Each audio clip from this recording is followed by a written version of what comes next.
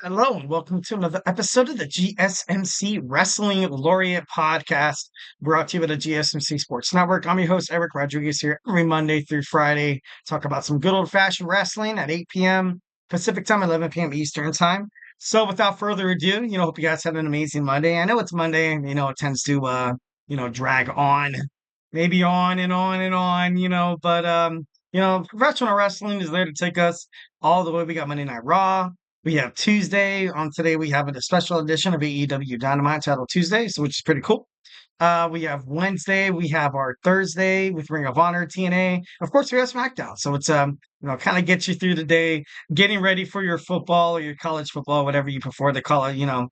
College football or the NFL. I prefer the NFL. The NFL is there. It's wild now this season. It's absolutely crazy. And baseball playoffs, the WNBA, the Aces were eliminated. I can't believe that. Oh, obviously they're Becky Hammon, the former assistant coach for Greg Popovich and the San Antonio Spurs. She had a chance at a three-peat, and it was to the fact where every single time you put on any kind of sports media, is that all you heard was about Caitlin Clark and Angel Reese, which is good for the future of the WNBA. But at the same time, I was like, hey, where's the love for the Las Vegas Aces? It's kind of crazy. Once again, hope you guys had a great Monday. Hope you guys had an amazing Tuesday. It is Tuesday. And just going to reflect on what we're going to talk about during this show. We're going to talk about our WWE Monday Night Raw review. Going to give you guys my hot takes after the first 2 hour show of Monday Night Raw. And honestly, it was kind of exactly what I was thinking. It kind of seemed a little meshed together, a little bit. It's but we'll get into it in a little bit. All right, my second segment, we're gonna talk about some WWE NXT. I'm gonna preview the episode. Obviously, it's airing right now. Can't wait to watch it on the CW. I'm so used to saying excuse me, on the USA Network. But so we're gonna see that on the CW. I'm also going our third segment. We're going to talk about AEW Title Tuesday, which should be pretty badass. And then we're going to talk about The Rock, what's his future. And, on SmackDown, we're going to go through a number of, potential storylines that could land the final boss. And then our fifth and final segment, something we do on every Tuesday. I take you into my DeLorean, gun it to 88 miles per hour, go back in time and talk about this day of, October 8th. uh, you know, back in the day, talk about some awesome wrestling moments that happened, some birthdays and stuff like that. So yeah, let's go and do it. But before we do any of that, I want to remind you guys to go ahead and hit up that super chat. Should be awesome. Hit up the super chat 1,010%. Obviously, if you have a burning question or hot take in terms of professional wrestling, make sure you guys use that super chat. Or if you're just dying to just get something off your chest. Here at the GSMC Sports Network, we are absolutely all ears 1,010%. So although I keep the conversation lively, making sure your voice is part of the mix, so don't be shy. Drop those thoughts inside that chat. And if you really, really, really want to make sure your comment, question, or concern gets noticed on the show, just hit that $sign below the chat box. Send in your message. It's guaranteed to be featured on the show. Plus, it's a great way to keep supporting the channel, the GSMC Sports Network. Also, it's a great way to kind of keep all these awesome, podcasts for you guys exclusive, breathtaking, groundbreaking, breaking news content coming at you, Monday through Friday. So make sure you guys, support the channel. We are absolutely super grateful for each and every one of you guys who joins us here daily on the GSMC Sports Network. You make all the difference. So let's keep the conversation going. Let's keep this party going. Send in those super chats, those super stickers, because you guys are super awesome. And together, we will make sure this show is bigger, better, and stronger than ever. But before we do, any of that, just make sure, you hit up that thumbs up, Superman punch that, subscribe, and follow button to the network. You guys get awesome, podcasts from baseball to basketball to football to professional wrestling, which landed you guys here today. So don't be afraid to show us a little love. And once again, if the super chat is not your thing, we are still live at the GSMCpodcast.net. Hit that up. Hit up the tips and donations link. Tell me what you like. Tell me what you don't like. Once again, Superman punch that. Like and subscribe button to the show. Follow the show. Follow the network here at the GSMC Sports Network. We do love a lot of peace, love, and positivity 1,010% of the time, but criticism is all a part of the game. That's what sports is all about. That's what we love about sports. So feedback is a gift. So don't be don't be too shy. Go and be part of the mix. All right, so we're going to talk about some WWE Monday Night Raw. It was pretty damn. It was pretty great. All in all, for its first 2 hour show, I thought it was absolutely I thought it was what it was. You know what I mean? Sexy Red started off the show, obviously from Atlanta. It was supposed to be a big deal, but when they announced her name, the fans didn't really give a lot of I guess a lot of mutual respect. She's recently been exclusive toward WWE NXT. I honestly don't really see the value of bringing Sexy Red to professional wrestling, but of course, value. It's all about the money. So once again, WWE likes to kind of bring their stars, especially like hometown heroes. I know recently Sexy Red has kind of been involved in a couple of scandals and stuff like that. So obviously, don't really want to touch that. Not really going to get into it, but so then, they had a review of what happened on WWE Bad Blood. CM Punk came hobbling out, which was kind of crazy. He came out talking like he was going to retire. Absolutely said he was unsure of his future, thanking the fans, once again hinting at a hiatus, and he's going to be gone. He's going to be gone for quite some time. I ultimately thought this would be best for him. You know, when is Drew McIntyre coming back to WWE Raw? Could be quite some time as well. He was not on this show. So, a lot of time for WWE to kind of focus on, what are we doing with the Wyatt Sicks on Raw? What are we doing with Xavier Woods? What are we doing with the Final Testament? The Miz's new, you know, his new rejuvenated career coming back as a single star. Also, the Wyatt Sicks, what's going to happen with them? The Judgment Day. I'm not if I mentioned the White Six already, but I think this is perfect. You're gonna have CM Punk and Drew McIntyre take a break, and then once when they come back, and probably, CM Punk was talking about like 5 to 6 weeks. I feel like that's ideal for both superstars when they come back. It will be roughly after Survivor Series, heading toward Royal Rumble season, which is a WrestleMania season.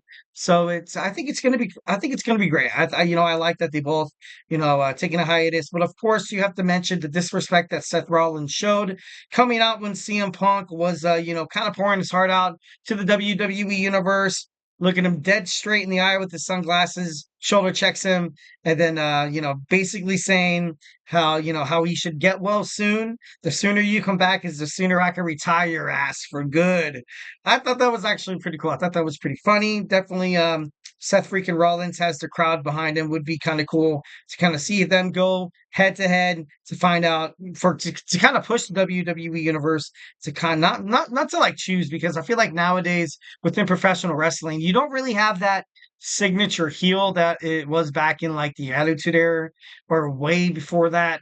Now you kind of have these heels being cheered for, like, you know what I mean? So kind of creates a lot of controversy among fans, among the squared circle between the superstars participating inside the storyline, which is great because it's not like someone's getting booed the whole time. The fans are into it. The fans are into it 1,010%. Having a clear, hardcore discrepancy where the heel is so far this way and the baby face is so far this way, to the point where, if the heel's kicking ass, like the fans are into it and to a certain extent. But like when you kind of have them here in the middle, like of the blur lines between reality and fiction, it just makes something. It just makes it better. It just makes it better. You know what I mean? So once again, Seth Rollins bidding good news, bidding CM Punk to get well soon so he can come back and retire himself. And then of course, he said Seth Rollins wants to challenge Bronson Reed. Jey Uso returned the favor by interrupting Seth Rollins once again. Seth leaves the ring, and then we had the match between Jey Uso and Xavier Woods for the WWE Intercontinental Championship. Right away, you saw, when Xavier Woods came out, when he was introduced in the middle of the ring as a challenger, he got a lot of mixed reactions. Got a lot of mixed reactions from the fans. I thought it was, kind of the perfect way to kind of segue his next move into a baby, not into a heel, because they were kind of flirting with him staying the baby face slash, maybe flirting with becoming the bad guy. But just that reaction in itself from the fans just shows that I think Xavier Woods is next to kind of fall on that wagon of the heels. You saw members of the New Day achieve single star success.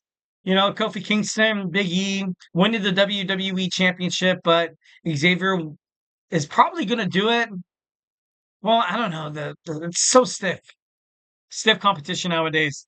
He'd be the first ever New Day member to win as a heel because Kofi did it as Kofi Mania, Big E. They all did it as good guys. So Xavier Woods kind of pushing out boundaries. I think he'd be an amazing heel. I think it'd be pretty great. So then you saw Uso land the splash for the win. Xavier Woods didn't want to shake his hand after the match. Kofi Kingston once again kind of disappointed in his partner.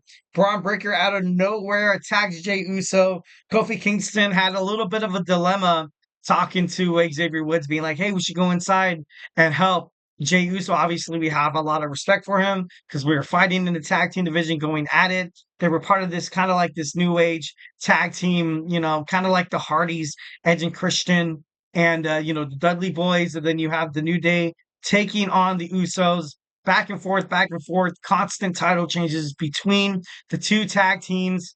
So there was a mutual respect that Kofi Kingston wanted to go out there and attack Braun Breaker to kind of, have Jey Uso's back. But to much of, Xavier Woods' chagrin, he helped, Kofi went out to help him anyways and got speared. Woods got him out of there, obviously disagreeing with what Kofi had done, maybe just adding more fuel to the fire to this breakup. So I never really wanted to accept it. I didn't want to accept it. I didn't want to accept it for the New Day breaking up, but as of right now, there's so much stuff that has happened, so much turmoil, and like I said, Xavier Woods, going out of the New Day to achieve single star success as a heel in terms of as opposed to a babyface like Kofi and Big E has done. You know, I'm for it. You know what I mean? I feel like Xavier Woods, he's still young. He's in his prime. And I'm pretty sure right now he's kind of like, you know what? Big E on the fence of returning. Kofi, a little seasoned. Now it's time for Xavier Woods to kind of branch out. Kind of like, when you had Seth Rollins leave the Shield, where you had to have that one guy to kind of go beyond extraints, kind of go behind the WWE Universe. People trust him. Fans want to see him stay with the New Day, but he just wants to win. He wants it's nothing personal. And that's something that I feel like this storyline will exuberate ultimately, that it's nothing personal. He still loves Kofi Kingston. He still loves Big E, which is important for WWE. If you want to have a New Day reunion down the line, to kind of have Xavier Woods not totally go full heel, but to kind of be like, you know what, Kofi, like, I just want to go my separate ways, man. No disrespect to you. No disrespect to all the other superstars, to Rey Mysterio, which I accidentally put off his mask. I was frustrated after I got the loss. I didn't want to shake Jey Uso's hand. So it's, nothing personal. I just want to do me, which would be perfect for WWE. I don't want to see a Kofi Kingston, brutal attack, blood everywhere. I don't want to see that. I think at that point, in terms of tag team partners turning on each other, I think that's more or less in the past. You've seen it done with, the whole Shawn Michaels and Barney Jannetty, which was a good example of how it could work. But that was wrestling back in the day. Wrestling back in the day, there was so much discrepancy between the heel and the babyface, to the point where I was like, all right, this is normal. But nowadays with social media, Xavier Woods live on social media, I think Austin Creed, also, with Kofi Kingston, with a lot of wrestling stars, kind of telling their side of the story, being their own public relations kind of person. It's a new digital age of professional wrestling, that you can manipulate social media to ultimately get fans on your side, and then as opposed to your opponent, who can get fans on their side as well. So I just don't want to see, because I feel like ultimately that would hurt Xavier Woods' singles career if he absolutely goes ape shit. Oh, sorry, ape crap all over, Kofi Kingston, beating him to a bloody pulp. I ultimately feel like that would be, that'd be kind of bad. You know what I mean? But it's kind of crazy. Next, we have Sheamus defeating Pete Dunne in a Donnybrook match. I thought it was pretty awesome. It was a great battle. Sheamus was able to pick up the victory, even though he was handcuffed by zip ties. The Miz targets is going to be targeted by the Wyatt Sicks. It's clear that he's the one that they want. He's fighting against R-Truth next week. He broke up. What's going to happen? Miz is going to have to seek. He's going to have to seek alliance amongst the Final Testament, which is exactly what Karrion Kross wants. So you're going to have Karrion Kross, AOP, teaming up together with the Miz, to take on the Wyatt Sicks, and it's it's going to be a good match. I think it's going to be an amazing match.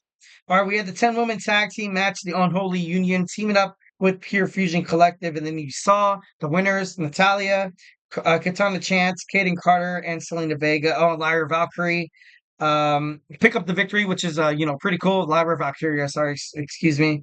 Which I kind of thought it was going to happen once again. You're seeing the PFC, the Pure Fusion Collective, seem kind of weak, which is not really how I intended this group to kind of be. I thought they were going to be an absolute bombshell. I thought they were going to just rack up the championships. They're going to rack up, the women's WWE World Champ, but obviously that doesn't seem like that's on their, to-do list. So it should be interesting to find out how WWE books these three girls moving forward.